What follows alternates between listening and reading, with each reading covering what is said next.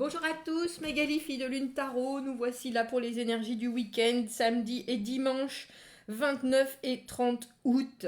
C'est le tirage du week-end, oui. L'agenda de la Lune nous dit samedi, réveil tôt le matin et peut-être des bonnes nouvelles à 6 heures. Si vous n'êtes pas du matin, vous ratez la bonne nouvelle. Croyez à votre plan. Tiens, finissez par midi en fait. Ah, et après, on fait les choses traditionnelles de l'après-midi. Nous aurons des idées créatives dans la soirée de samedi 29. Alors, laissons notre esprit se balader. Si vous devez avoir des idées, c'est samedi soir. Le dimanche matin, n'y croyez pas ce matin. Don't believe it this morning, tiens. N'y croyez pas ce matin, retardez les décisions, soyez alerte. Après 2 heures de l'après-midi, c'est mieux. Acceptez ce qui est en train de se passer. Les drames de la pleine lune sont en train de bouillonner. Tiens. Enfin, bouillonner dans le sens, ça arrive. Vous savez, comme quand on met une cocotte minute en pression et que ça pressionne. Allons voir. Nous avons pris ce superbe jeu de David Bowie. Ce superbe jeu de David Bowie qui est tellement gigantesque. Je sais pourquoi j'ai le sommet de la tête coupée. Putain. Mais enfin... Les énergies pour ce vendredi, non, enfin parce que c'est vendredi, pour ce vendredi. J'espère que vous allez bien en ce vendredi. Pour ce week-end, elles sont vraiment trop grandes ces cartes. Tiens, c'est peut-être ça qu'il faut que je fasse avec ces cartes. C'est quelqu'un qui me disait, après chacun fait comme il le sent, hein, quand il bat les cartes, qu'il choisit les cartes. Et quelqu'un me disait, mais ça peut pas être vrai parce que vous prenez toutes les cartes qui sont au-dessus. J'étais là, mais... Quelle différence ça fait. Quelle différence. Alors je vais faire comme ça. À l'ancienne. À l'ancienne. Vous savez quand on allait voir Madame Irma là. Combien on en a besoin 1, 2, 3, 4, 5. Les énergies du week-end. Allons voir. Ça me fait bizarre de faire ça. Je dois vous le dire. On va voir. On va voir. Est-ce que ça changera les messages? Tout d'un coup, tout sera clair, Magali. Bien sûr. Bien sûr. Mais c'est juste parce qu'elles sont vraiment très très grandes. Vraiment très très grandes ces cartes. Alors, ce que nous avons appris, ce qui arrive au-devant de nous, comment cela va nous servir au mieux, comment est-ce qu'on peut s'y préparer et les conseils sur les choses à approfondir. Allons voir. Ah bah, on commence par la reine de bâton. La reine de bâton, celle qui... Tiens, on n'avait pas dans le tirage du week-end du vendredi ? Non, je crois pas. C'était peut-être parce que je suis en train de faire les tirages pour le mois de septembre. Tiens. Bref, excusez-moi. La reine de bâton bien campée sur ses 2 pieds. Qu'avons-nous appris ? Que si on ne prend pas les choses en main, rien ne se passe. C'est un peu ça. La reine de bâton, elle a la maîtrise absolue de ses actes. Elle sait ce qu'il faut faire pour faire avancer les choses. Elle sait aussi que on ne peut pas rester, alors j'ai envie de dire inactif, mais qu'il faut préparer, non seulement préparer ses actions, être super créatif, avoir l'esprit ouvert. Et c'est vraiment pour moi la personne qui prend les choses en main.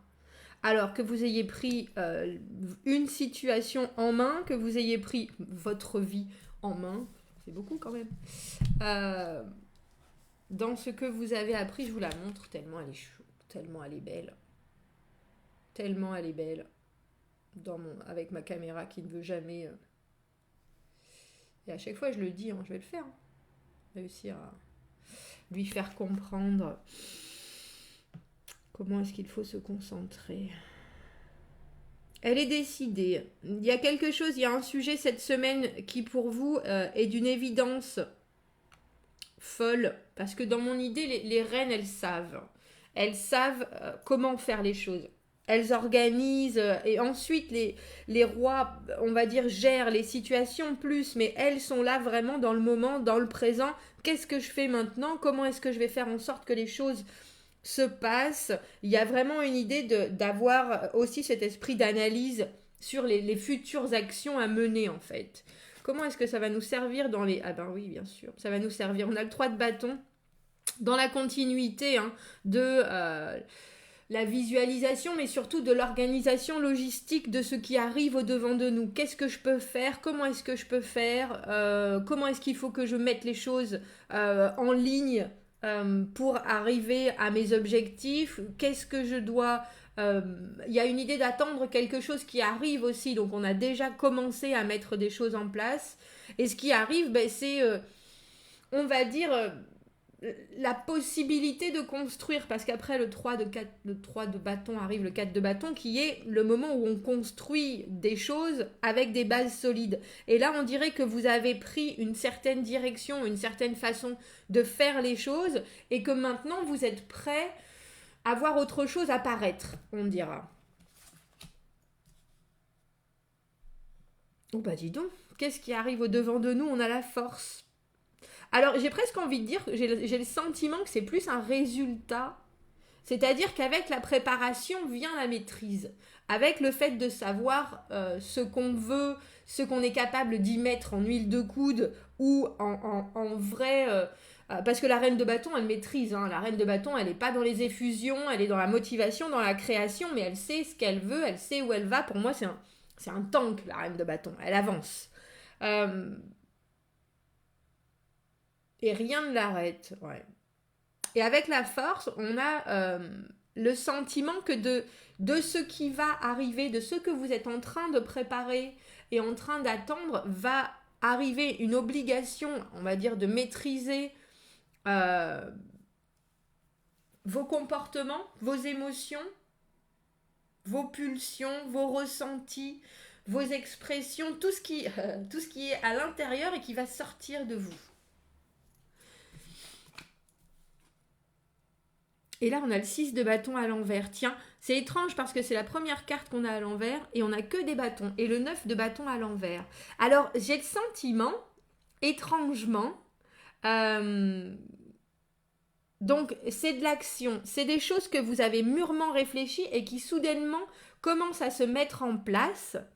Et c'est un peu comme si soudainement, c'est soudain, tout est soudain.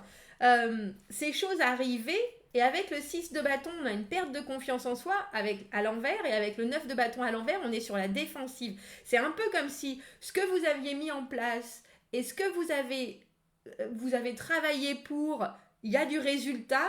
Et soudainement, c'est la panique. Pourquoi? Ce qui arrive au-devant de nous, le 6 de bâton, c'est la victoire à l'endroit. Le 6 de bâton, c'est on arrive à faire les choses, les gens voient nos succès, viennent nous taper dans le dos, on reste dans cette intensité, on reste dans ces réussites, on s'est bien battu, on a eu...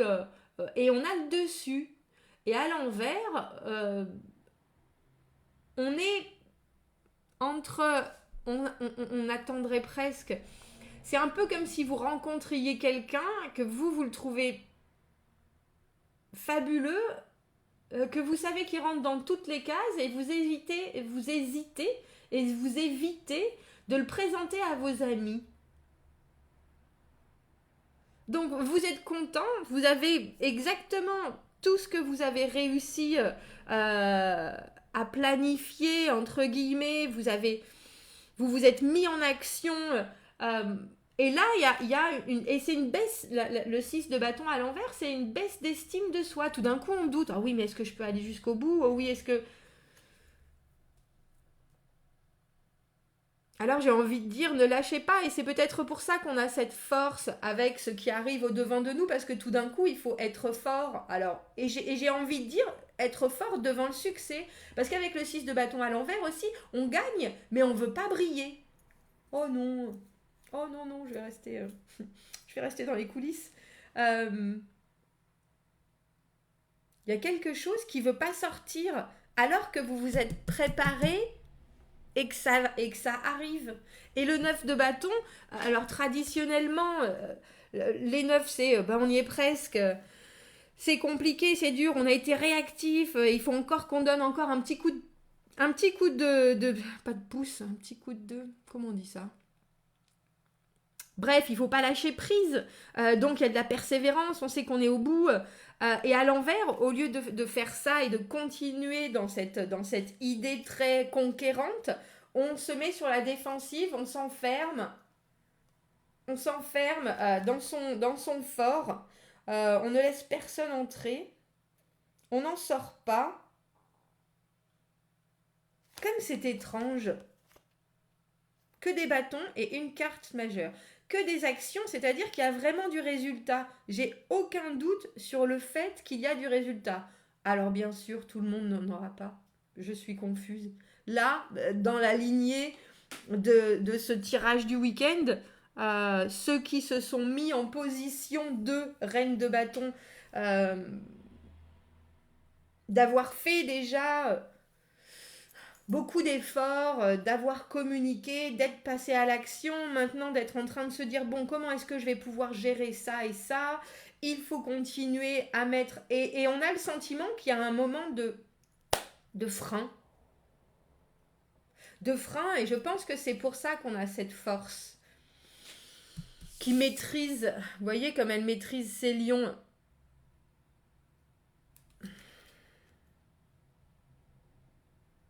C'est-à-dire qu'en face de vous, si vous êtes en reine de bâton, en face de vous, si vous avez un roi, si vous avez une autre reine, si vous avez quelqu'un qui est à votre niveau, ça peut faire peur dans la façon de comment vont continuer les choses. Et si soudainement j'avais ce 4 de bâton auquel j'aspire autant, qui est la construction de quelque chose de solide, dans les actions, dans les faits, et si soudainement s'ouvrait devant moi ce que j'ai toujours attendu, mais alors pourquoi vous vous fanez plutôt que de vous épanouir? Alors là, j'ai envie de dire, je peux tout à fait comprendre, je peux tout à fait comprendre qu'avec ce feu, parce que les bâtons c'est le feu, et cette intensité, on puisse, alors, et d'en avoir peur de se brûler, et de avoir peur que ça aille trop vite, que ce soit comme un pétard mouillé, que ce soit...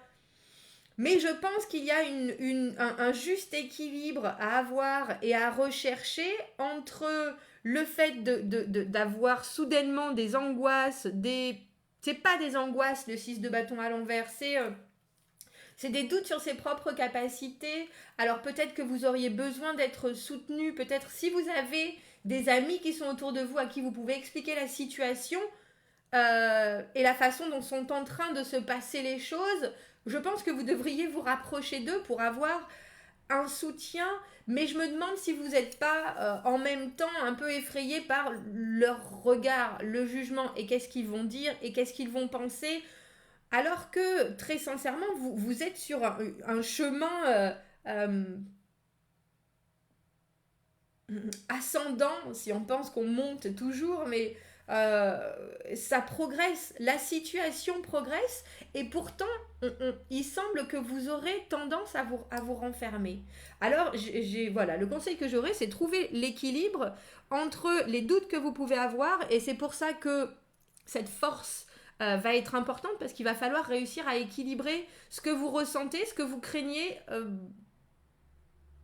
ce que vous voyez venir arriver et ce que vous avez envie de ressentir. Il y a beaucoup d'envie et quelque part, j'ai le sentiment que c'est peut-être plus que...